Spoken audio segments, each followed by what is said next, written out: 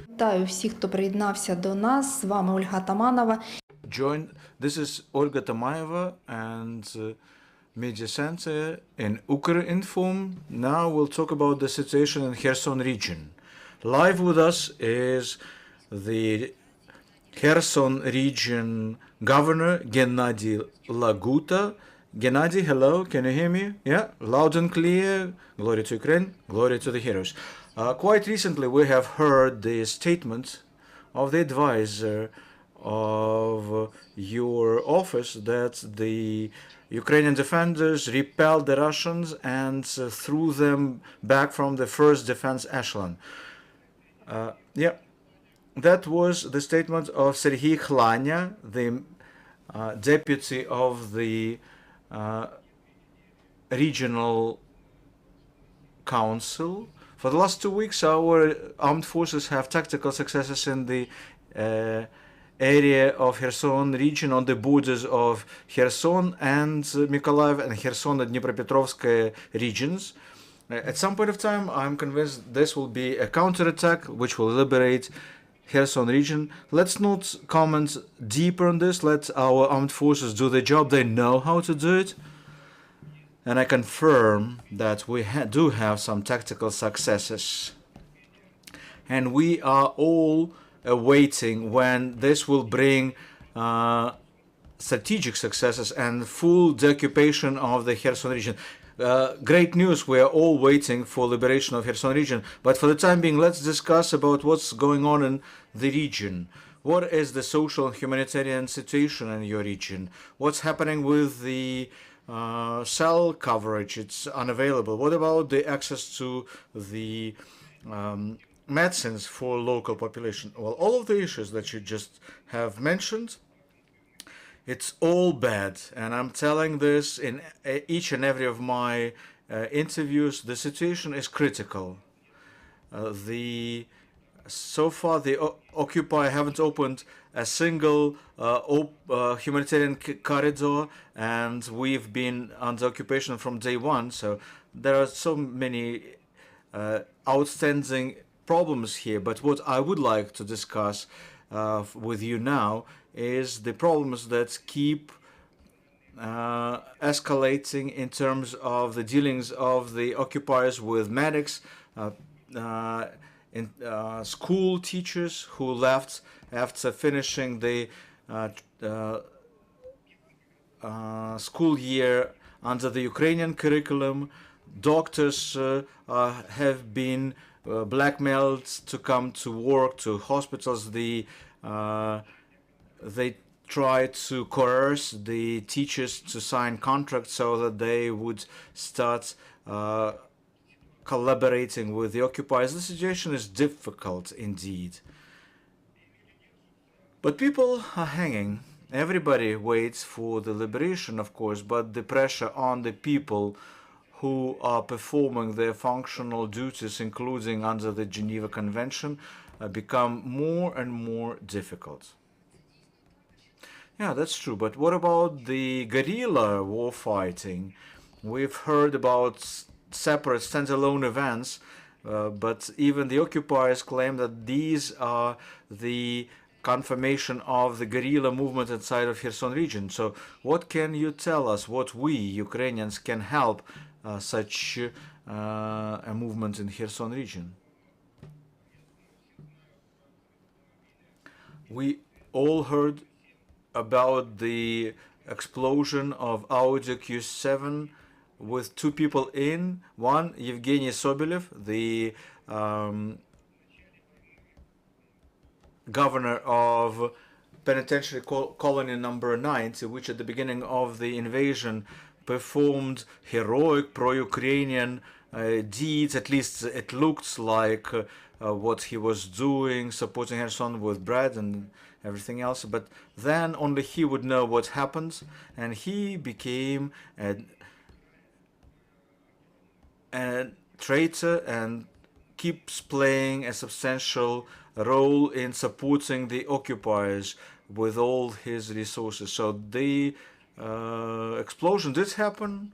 I was the eyewitness myself. The only thing that does not correlates with the reality is amputation of both arms and legs. Well, both people in that car are alive. They're in the hospital right now with traumas of different level of severity.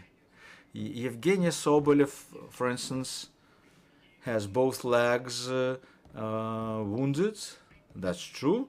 But the talks that they've been amputated are not true. Also, in the restaurant on the riverbank in Kherson, and I can comment only what our military have already told today, 3 servicemen were killed to death. The Russian Federation soldiers. Hopefully you've seen it on the Pivden, the Southern Command's news. What is the information about relaunching the operation of the sea port? Yeah, they want to relaunch both the city of Kherson and the city of Skadovsk, thinking how they will be taking out the products from Kherson region, which was feeding not only the whole of Ukraine, but the whole of Europe. And let me remind you that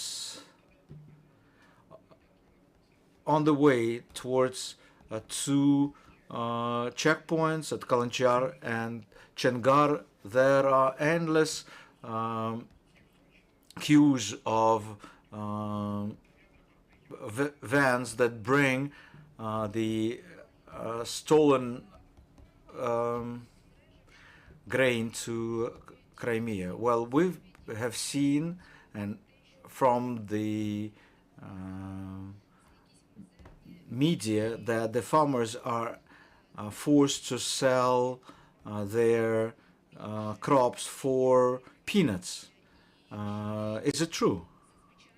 And what do then farmers usually would do if they're faced with this? Well, I confirm this information because the prices that they claim is what they are ready to pay to buy out the barley, whose harvest will start right now, and of wheat, whose harvesting will start in a week's time. They're so minimal that they don't even cover the investments. So I think those cars I mentioned, they sell the grain from the last year's harvest, but after we start collecting this year, we'll start collecting information what the agrarians of Kherson region are doing, because the price that is given by the so-called businessmen from the Autonomous Republic of Crimea, well, of course, they are far from being markets.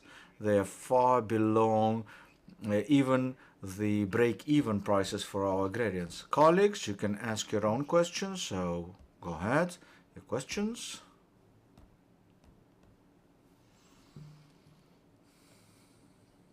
Can you hear me? Yes. There was an information that the government is creating a Kherson center. So when would those centers be launched into operation? I haven't heard your question. There was information that the authorities are working on establishing and launching into operation the Kherson Residence Center. If that's true, when those centers will be launched into operation at the territories that are not occupied. That, yeah, they mean about Kyiv and some other cities. Yeah, Kyiv and other regions of Ukraine. Well, I can only confirm that from first days of war, it's working. It's an open secret that after the occupation happened, we started working in Mykolaiv. But when the Dnipropetrovsk region have 26 villages deoccupied there, so now we have such centers in the cities of Mykolaiv and Kryvyi Rih. In Kryvyi Rih, they have 5 such centers there, where any resident could receive humanitarian assistance. Now we started handing out the secondary learning degrees, which could be handed out to 16,600 secondary school graduation marks. So we would like to thank all the authorities to allow us to launch those sensors into operation from day one of this invasion. Colleagues, any further questions? Well, please let me add to the question that a colleague asked, namely, since there's a huge flow of people going through occupied Melitopol Vasylinka towards Zaporozhye, this week a center will be opened in the city of Zaporozhye. 2 of our employees have been transferred to work there, and they will be receiving Kherson residents who are driving on their cars in both ways.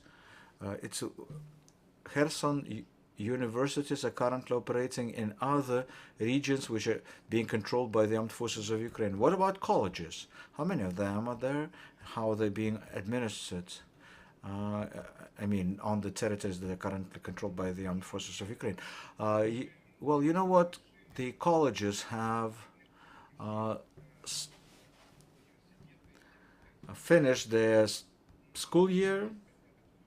We have a couple of them which we have already transferred, but the universities, there are not so many of them in Kherson region, while there were so many more colleges, so we can only share a couple of examples. With the rest, we're still working, we're still thinking what needs to be done next. Mr. Gennady, can you tell us, please, is it impossible to leave Kherson right now? So did the occupiers fully block the ability of our citizens to move to the territories controlled by Ukraine? Well, there is such an opportunity still to move, but only in 2 directions.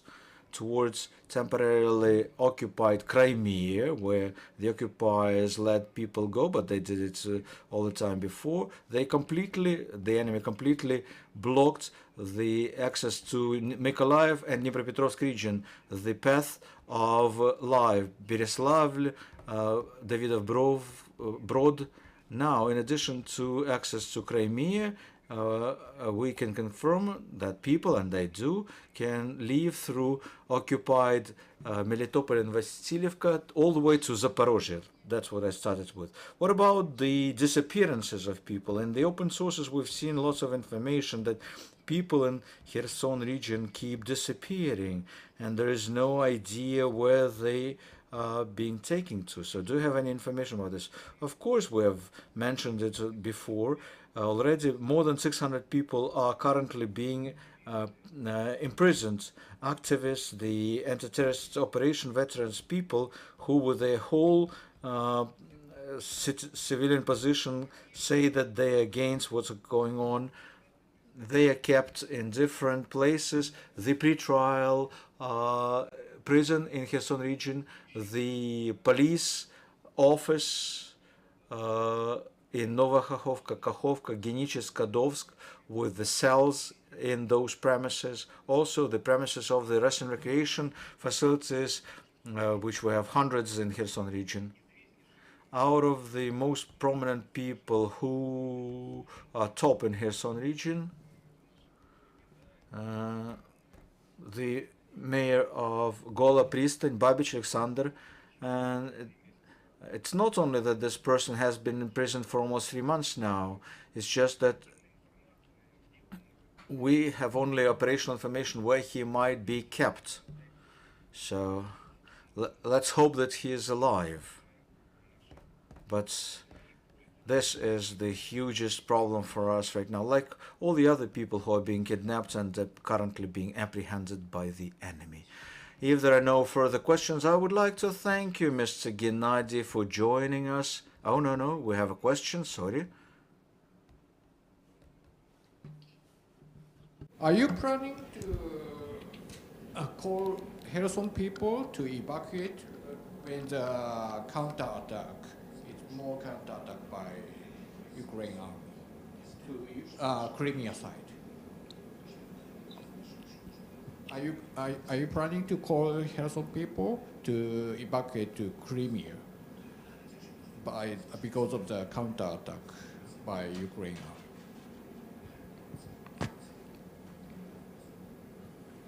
Ви почули питання, пане Геннадію? Mr. Gennady, have you heard the question? No, nothing. Our foreign journalist asks whether you are asking the Kherson residents to keep evacuating, even if it's to the occupied territory. But what's important is that the local authorities have some clear message to the local residents that whether they have to be evacuated or not. From day one of the invasion, the authorities have been dealing with official corridors for evacuation. All of us can clearly remember when the buses have already prepared with ambulances and all the other cars in the escort. So there were a couple of attempts that when those convoys have already entered the Kherson region, but they have been turned around by the enemy. So since we have no official corridor, we cannot ensure the safety for people. We cannot claim to them, yeah, take this route and you'll be safe. We cannot tell this to people. We're not. And now we have about 50% of the Kherson region, up to 50%, is when people don't want to stay in this under occupation, basically, observing everything that is happening. So those people will form their own convoys and leave on their own. So then we will make sure that at least we can provide whatever assistance we can to them. Well, we urge, if there is an opportunity, please leave the region. But you remember about the examples when the convoys have been shelled, or blown up on the mines with lots of casualties, so that's still a problem. According to your assessment, how many people are still staying in Kherson region? I believe half of Kherson region, because 1.5 million people previously lived in Kherson before the invasion. Right now, I think there are certain people who are being employed elsewhere right now, about half left, so 450,000 up to 500,000 residents is how many we still have of our citizens at the temporarily occupied territory. That was the governor of the Kherson region, Gennady Lahuta. Thank you for joining us.